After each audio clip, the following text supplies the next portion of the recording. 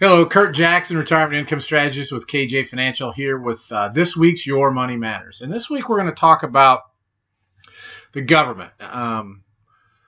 Most recently, the government in the last couple of weeks did a new budget resolution, and I want to talk about some of the issues that came about with that. So the first question I want to start with is, do you want to be dependent upon the government to help you with retirement and that, or do you want to maintain your financial independence? So what this budget resolution did a lot of things, but what we're going to focus on is, because I'm always focusing on things that are centered around retirement, if you followed me at all. And what they did was they took away some things that late in the Clinton administration that they had added some claiming strategies with Social Security, ways to increase Social Security.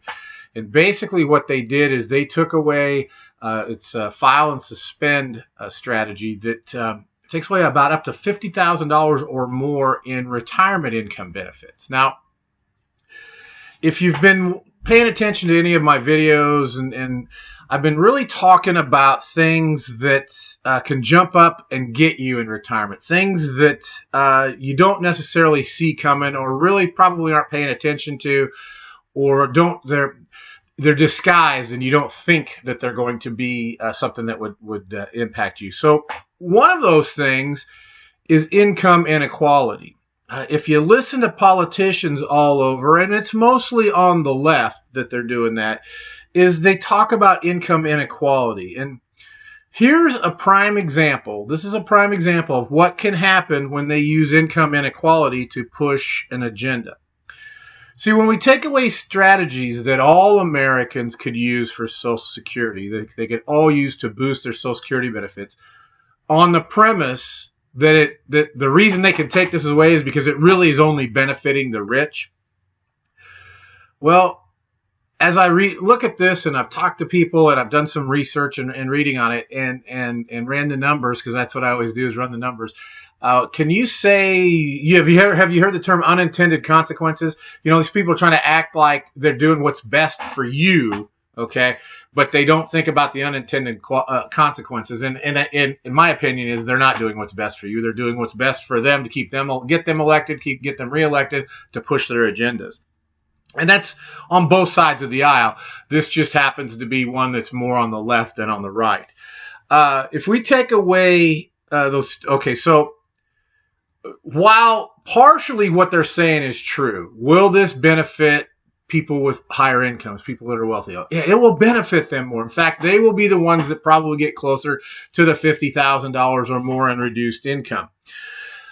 But what they neglected to talk about was, by taking this away, they've also taken away this benefit from folks with lower incomes to be able to use. Now, maybe that would have added $10,000, $20,000, maybe $30,000 in income to their retirements, right, over their lifetime. But let me ask you this. Who would that extra money have benefited the most? Those with higher incomes or those with lower to moderate incomes?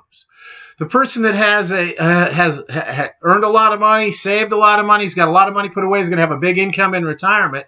This is probably something small potatoes for them. But for someone who struggled and didn't have the luck or the ability to put money away, or in my opinion, followed traditional retirement planning principles and failed, even though the system that they promise you is going to work doesn't. Okay, but that's a whole nother topic. So those people have less money. Wouldn't that extra $10,000, $20,000, $30,000 in income over their retirement, wouldn't that have made a bigger impact on their lives? Maybe that would have been the difference between being able to visit their grandkids or not. All right. So they've taken that away from everybody, not just the wealthy. Okay. And you guess what? It gets worse. You know who this really impacts? Women. Okay. You know, once again, you're getting taken advantage of. I don't know. We call it by the man. They call the government the man. You know, the powers that be. They're looking out for you. But are they? See, women already make about 78% of what men make. Women are more likely to step out of the workforce to care for younger children or aging parents. Okay, so if they step out of the workforce, doesn't that reduce the amount of money they earn? So if they've reduced the amount of money they earn, does it make it more difficult or easier for them to save for retirement? Makes it harder, right? What about if they're making less income? Do they have more Social Security income or less Social Security income? Less, right? So then we throw in, so if they're making less money, that means less money, less Social Security income. Okay, so they've taken this benefit away from women. Women live longer than men, so they're going to need more income longer, right? So how did this really stick it to the ladies? Well, the file and suspend strategy really helped widows and divorcees. Okay, it helped them get more benefits, significantly more benefits. Okay, but that's no more. That's gone. See, think about this. The average age for a widow is less than 59 and a half. Okay. About, if I remember right, and I apologize, I don't have the source for this. I read so many things and I try to make notes of it. About 44% of women over 65 have a spouse living with them. Okay. While it's, I think it was 62 or 63% of men that are over 65 have a spouse living with them. So think about that for a minute. Women are more likely to not only live longer without someone, and now we're taking this benefit away from them.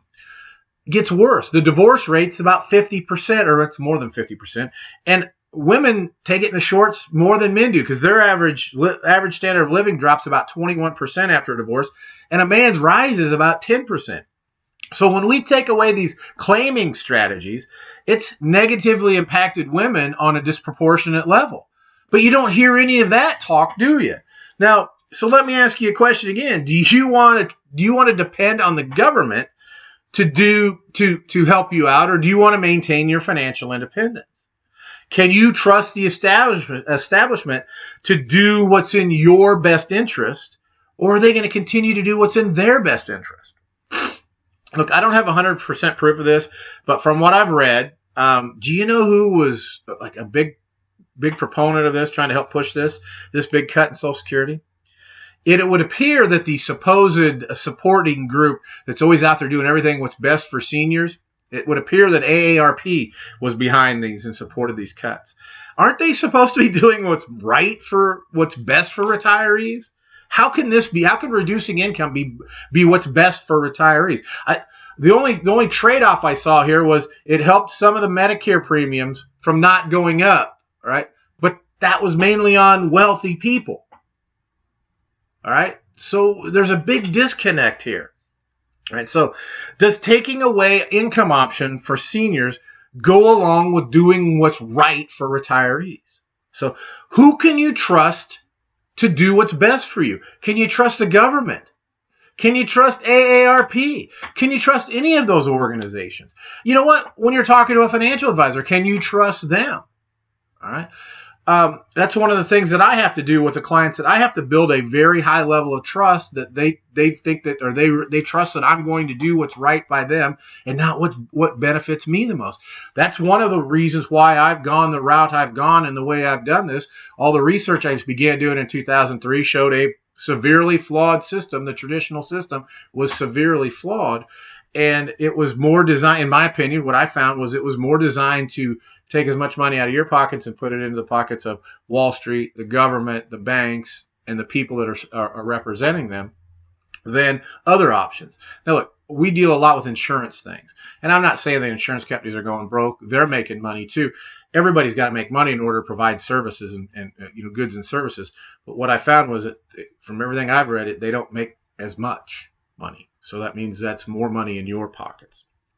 All right. So, we talk about agendas. I've got an agenda. I just kind of went over what that agenda was.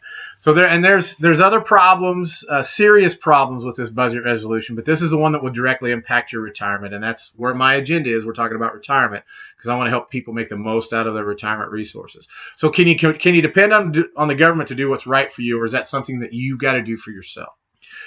Now, is this the first you're hearing of this type of information? Does that sound like it's something important to you, or does it even come up on your radar? Now, if it is important to you, and this is the first that you're hearing about it, what questions should you be asking about where you're getting your advice for your retirement? Would you be open to exploring how the goings on like this could be impacting you, impacting your retirement, and impacting your family? Would it make sense to have a 30-minute conversation where I'm going to ask you 7 to 10 questions? There's nothing for sale.